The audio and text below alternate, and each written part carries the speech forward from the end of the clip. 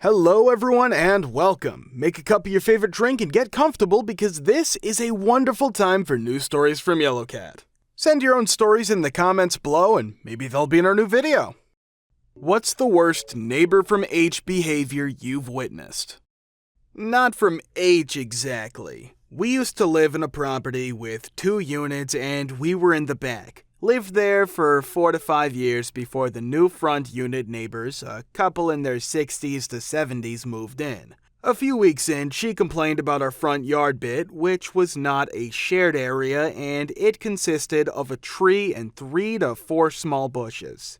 She wanted us to plant something nicer in our private area, 2 meters by 1 meter, keeping in mind we were in the back so no one from the street could see it anyways.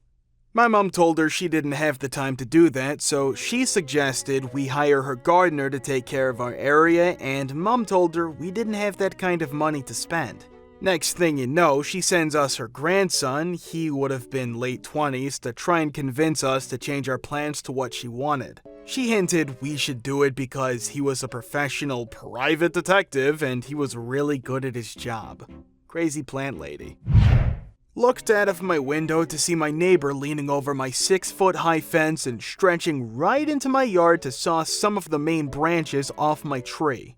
My tree had never extended over the fence and her limb hacking killed it.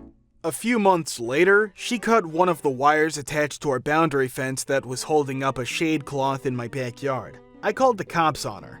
And a couple of weeks later, all the plants along our boundary fence mysteriously died and seriously damaged some of my trees. And I still have no idea what her problem is.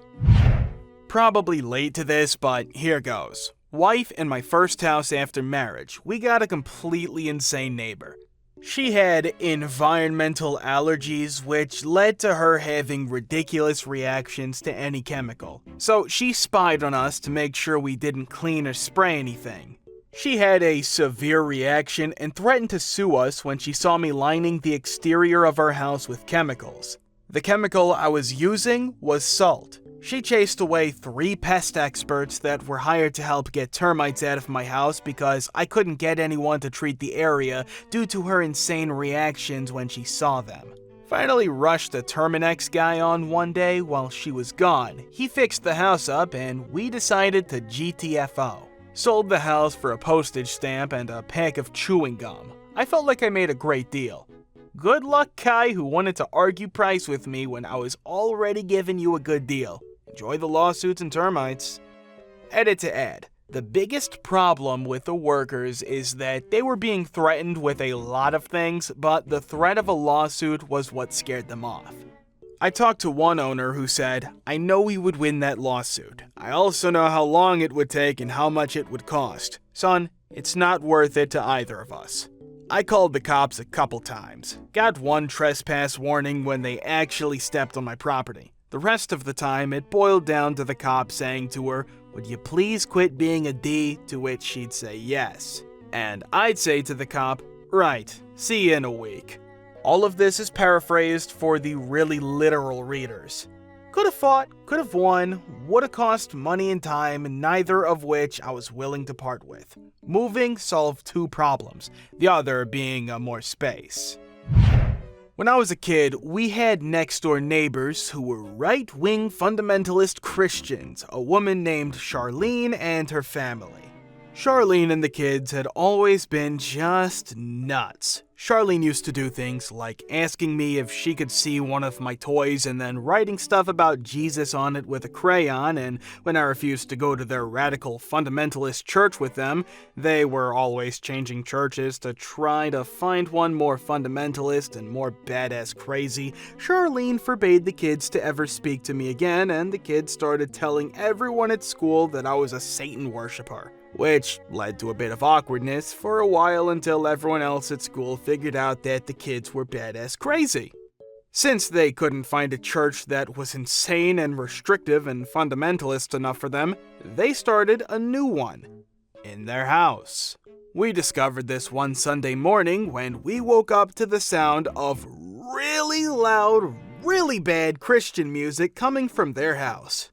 Considering the significant space between houses, The fact that our bedrooms were at the far opposite end of our house from theirs, and the fact that our windows faced away into the forest rather than towards their house, the music had to have been quite seriously loud to wake us, but wake us it did.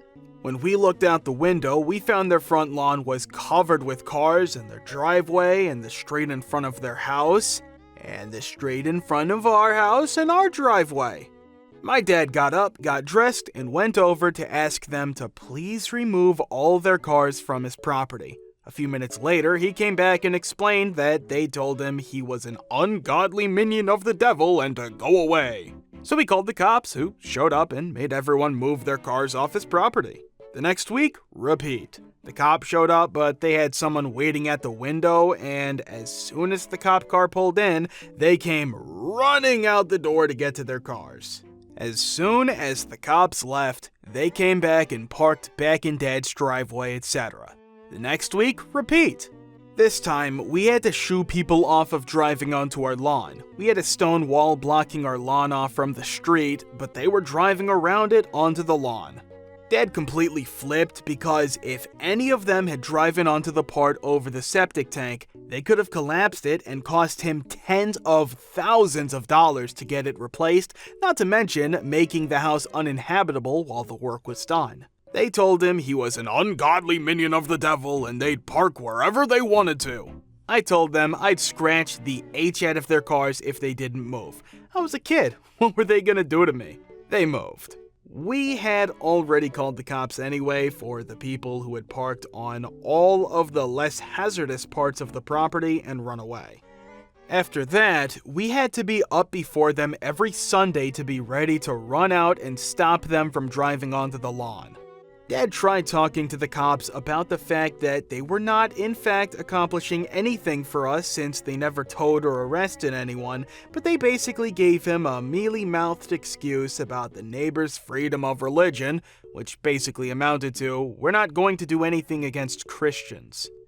After a couple months of this, my dad went down to town hall and started talking with the people there about the fact that they weren't doing their jobs and that this kept happening and it was starting to look like discrimination in favor of the Christians by the town, and explained that he would be talking to his lawyer about a lawsuit against the town, not to mention that if the churchies actually came back and parked on the lawn and collapsed the septic tank, he'd be suing the town for the full value of the house and land because he had repeatedly notified the town about the problem and they refused to do anything about it. He also pointed out things like there were probably about 80 people in the house next door during their church services, and isn't that a violation of the fire code and the zoning? And wouldn't the town be held liable if there was a fire and anyone was injured, since they clearly knew about it and did nothing, knowingly allowing a large crowd of people in a house acting as a church, even though it was zoned for strictly residential use?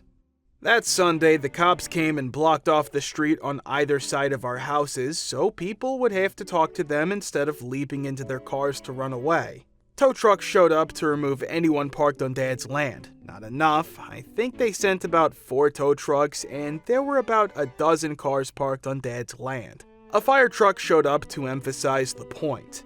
Cops and firemen descended on the neighbor's house to order everyone outside and explained that they could not use the house as a church, that they could not have that many people in the house, that they could not have that many cars on the property, that they were trespassing on our property and would be arrested if they ever came back, that their cars were being towed from our property since they'd been repeatedly warned, that they had violated the zoning and the fire code, etc.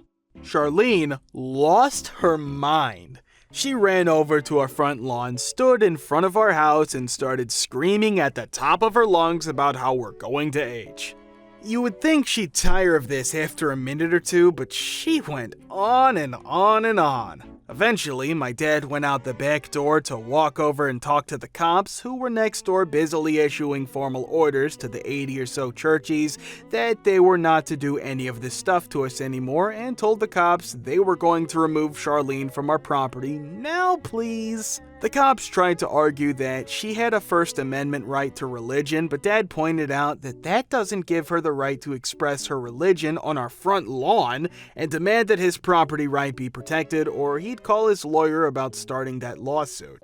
The cops had to actually grab her by the arms and drag her, literally kicking and screaming the entire way off of Dad's property. A couple days later, a real estate sign showed up on their lawn. Charlene's husband, who was a Christian but not insane like his wife, told Dad she was making him sell the house and move to get away from us ungodly minions of the devil.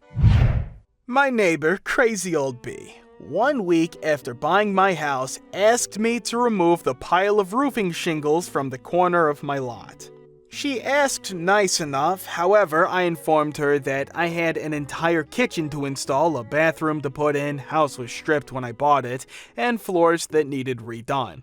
I only worked on the house maybe 3 to 4 hours a day after work. So the shingles weren't too high on my priority list, but I was obtaining a roll-off dumpster next week and that I'd clean them up when I got the dumpster. Seriously, where would I put a house worth of used shingles without a dumpster? Somewhere else in my yard? About 3 days go by, and she comes over and orders me to remove the shingles from my property corner, still about 10 feet away from her property because her dog is eating the shingles and getting sick. Her dog weighs literally 2 pounds and is named Little Bit. I said, well, while we're having this discussion of your dog eating shingles on my property, I can fix this for you. Keep your dog off my lawn for the safety of your dog. I have a 90-pound dog I am bringing when I move in, and I don't want your dog to get hurt. She called the police on me.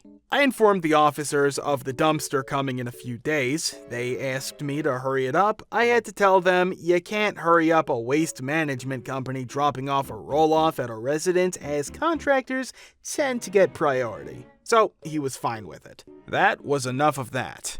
That isn't all of it. After 2 years of living here, she moved her fire ring most of the way onto my property. Still having the snowplow blade on my Cub Cadet, I pushed it back over to her yard. It was made out of neatly stacked bricks. It became a sloppy pile of bricks and ash when I was done pushing. She got hostile over that as well. Called the police. I called a surveyor friend of a friend over, and he came over right away with detailed information about my property. Officer told her to not put anything on my property again and to let me just do my own thing to avoid future confrontation. And the latest thing she has done. 2 weeks ago, I planted some nice evergreens about 8 foot off my property line, 2 rows of them. Mostly to block off the view of her house and to add to the appearance of my property. I am saving money for more trees to transplant onto the back of my property line in much the same fashion, but I don't have the holes dug quite yet. So, just the 2 rows of trees on my property between me and my troubled neighbor. I come home from work on Thursday, and she had called a tree cutting business and said that the property was hers and that her grandson had planted the trees without her permission while she was in the hospital and she wanted them removed. They destroyed my yard and removed all 14 trees. I asked my buddy across the street WTF happened, and he gave me the company name. I found said company, they apologized, and since the trees were small, they kept them, so they have given me back the trees. The owner of the company is coming out today to help me put them back in himself. Good company. Probably suing the neighbor over this one. Thank you for watching. Thank you for subscribing, the likes, and the comments. See you in the next video.